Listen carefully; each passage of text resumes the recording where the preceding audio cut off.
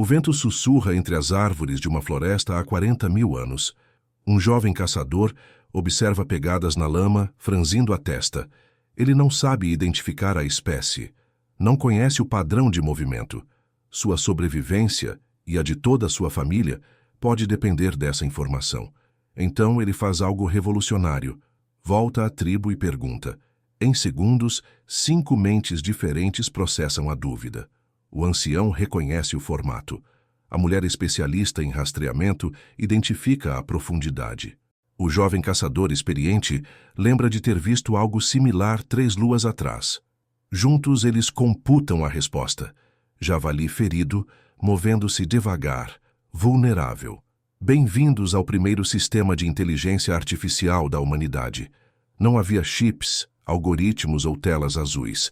Apenas cérebros conectados por algo mais poderoso que qualquer rede, a necessidade de sobreviver juntos.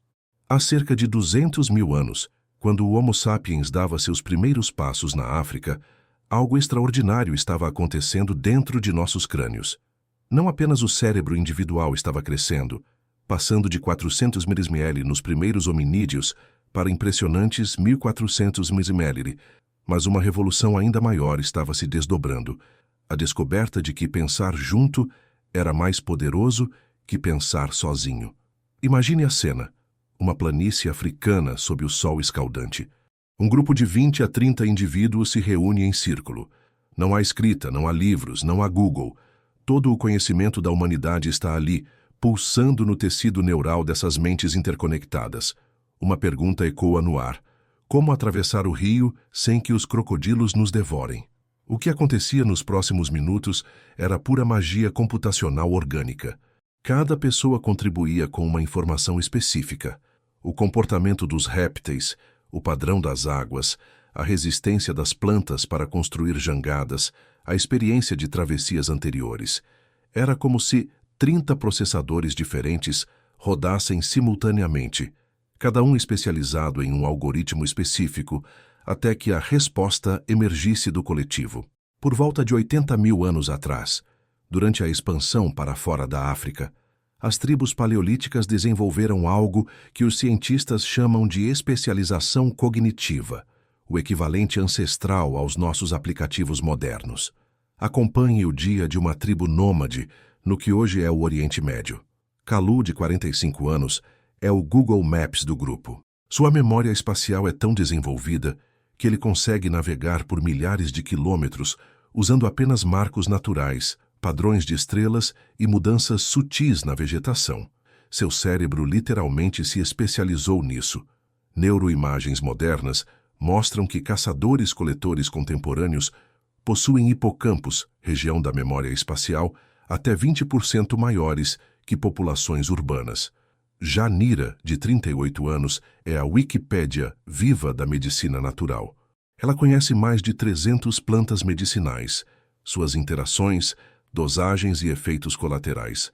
Sua memória não é apenas textual, é sensorial, emocional, visual. Ela lembra do cheiro da raiz que curou a febre de seu filho, da textura da folha que estancou o sangramento da caçada, da cor exata da flor que alivia dores no parto. E a Jorik, de 25 anos, o sistema de reconhecimento de padrões da tribo. Seus olhos são treinados para detectar inconsistências na natureza que podem significar perigo ou oportunidade. Uma pegada fora de lugar, um galho quebrado de forma estranha, o voo nervoso dos pássaros, tudo vira dados processados instantaneamente por sua mente hipervigilante. O impressionante é que essas especializações não eram inatas. Eram construídas através de décadas de prática deliberada e transmissão cultural, exatamente como treinamos uma IA hoje. A diferença é que o dataset era a própria vida e o machine learning acontecia através de tentativa, erro e sobrevivência. Entre 60 mil e 40 mil anos atrás, os Homo sapiens desenvolveram algo que revolucionaria para sempre nossa espécie: a transmissão cultural cumulativa.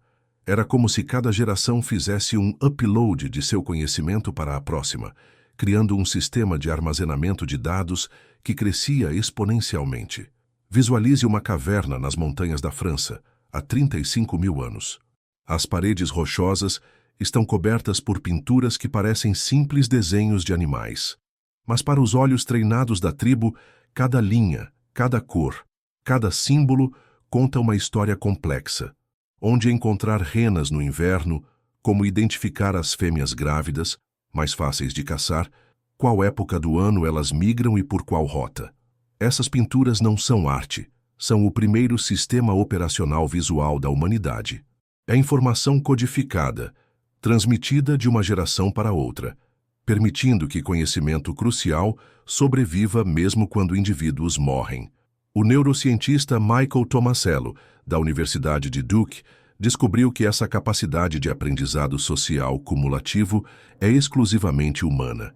Chimpanzés podem imitar comportamentos, mas não conseguem melhorar sistematicamente uma técnica ao longo das gerações. Já os humanos paleolíticos transformaram cada nova geração em uma versão atualizada do software coletivo. Era como se cada tribo fosse um servidor orgânico rodando há milhares de anos, com backup automático, memória dos anciãos, múltiplos processadores, especialistas em diferentes áreas e sistema de atualizações constantes, jovens que experimentavam e inovavam. A verdadeira revolução paleolítica não foi o controle do fogo ou a criação de ferramentas. Foi a descoberta de que problemas complexos podiam ser resolvidos através de processamento distributivo. Cenário: uma tribo de 25 pessoas enfrenta o pior inverno em décadas. Os mamutes migraram para o sul mais cedo. Os estoques de comida estão acabando. As crianças começam a chorar de fome. É uma situação que nenhum indivíduo sozinho conseguiria resolver. Mas a inteligência coletiva transforma 25 mentes desesperadas em uma máquina de sobrevivência. Em 2 horas de discussão intensa, eles processam simultaneamente dados meteorológicos, leitura de nuvens e ventos, informações zoológicas, comportamento de animais menores que não migraram, conhecimento botânico, raízes comestíveis que resistem ao frio, expertise em engenharia primitiva, como construir armadilhas mais eficientes, e inteligência social, como manter o moral do grupo alto durante a crise. O resultado? Um plano de sobrevivência multicamadas que nenhum membro da tribo poderia ter concebido individualmente. Mudança temporária para uma caverna mais protegida, sistema de caça cooperativa para lebres, coleta intensiva de raízes específicas que Nira conhecia, e divisão estratégica de tarefas que mantinha todos ocupados e esperançosos. O antropólogo Richard Wrangham, de Harvard, argumenta que essa capacidade de cognição distributiva foi o que realmente nos separou dos outros primatas. Não éramos os mais fortes, os mais rápidos ou os mais inteligentes individualmente, mas éramos imbatíveis como sistema coletivo de processamento de informações. Debugging social. Como as tribos corrigiam bugs no sistema. Toda inteligência artificial precisa de mecanismos de correção de erro. No Paleolítico, esses mecanismos se chamavam rituais sociais, hierarquias flexíveis e ostracismo. Imaginem Gorak, um caçador de 30 anos que desenvolveu um bug perigoso. Ele acredita que consegue caçar mamutes sozinho. Suas tentativas solitárias não apenas falham, elas afugentam os animais, prejudicando todo o grupo. Em uma sociedade moderna, Gorak seria apenas aquele cara egocêntrico do escritório. No Paleolítico, ele era um erro fatal no sistema operacional da tribo. Como o coletivo debugava Gorak? Através de um processo social sofisticado, primeiro, tentativas sutis de correção, zombarias leves, exclusão de conversas estratégicas. Se isso não funcionasse, escalava para confronto direto dos líderes mais respeitados. Em último caso, ostracismo temporário, Gorak teria que sobreviver sozinho por alguns dias, até entender visceralmente que precisava do grupo. O interessante é que esse processo raramente chegava ao ostracismo. A simples ameaça de desconexão da rede neural tribal era suficiente para a maioria das pessoas se realinhar com o coletivo. Estudos com sociedades de caçadores-coletores contemporâneas mostram que esse sistema de debugging social é incrivelmente eficiente. A taxa de psicopatia nessas sociedades é praticamente zero, não porque não nascem indivíduos com essas tendências, mas porque o sistema social os identifica e corrige ou remove rapidamente. Chegamos ao paradoxo mais perturbador desta história. Conforme desenvolvemos agricultura, cidades e finalmente computadores, fomos gradualmente desconectando nossa inteligência artificial original, a mente coletiva tribal. Hoje, um homem de 35 anos sentado em seu apartamento em São Paulo pode conversar com uma IA que tem acesso a todo o conhecimento humano digitalizado. Ele pode perguntar qualquer coisa, de receitas culinárias a teorias quânticas, e receber respostas instantâneas. Mas se perguntarmos a ele qual planta cresce no quintal de sua própria casa, se souber interpretar o comportamento do gato que vê todos os dias, ou se consegue trabalhar cooperativamente com 20 pessoas para resolver um problema complexo, a resposta provavelmente será não. Trocamos 200 mil anos de especialização coletiva orgânica por algoritmos que simulam inteligência, mas perdemos a capacidade de ser inteligentes coletivamente. O fogo crepita baixinho. As estrelas brilham com a mesma intensidade de 40 mil anos atrás. Em algum lugar do mundo, um grupo de pessoas se reúne ao redor de uma mesa tentando resolver um problema complexo, exatamente como nossos ancestrais faziam. A diferença é que hoje chamamos isso de brainstorming, trabalho em equipe ou inteligência coletiva. Mas, no fundo, estamos apenas acordando circuitos neurais ancestrais que foram moldados por milhares de gerações de sobrevivência cooperativa. Talvez a verdadeira inteligência artificial não seja aquela que criamos com chips e algoritmos, mas aquela que perdemos quando paramos de confiar uns nos outros.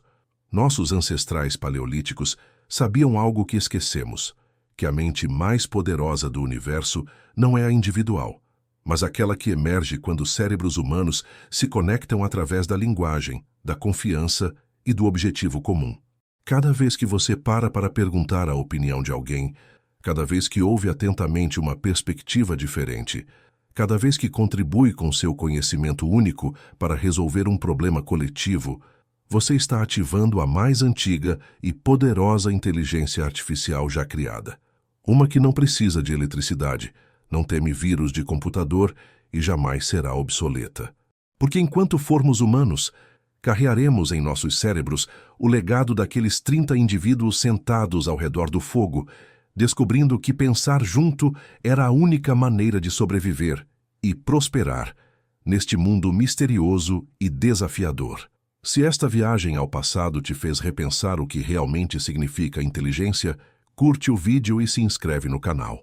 E mais importante, da próxima vez que precisar resolver algo difícil, lembra dos nossos ancestrais. Às vezes, a resposta não está no Google, mas na pessoa ao seu lado.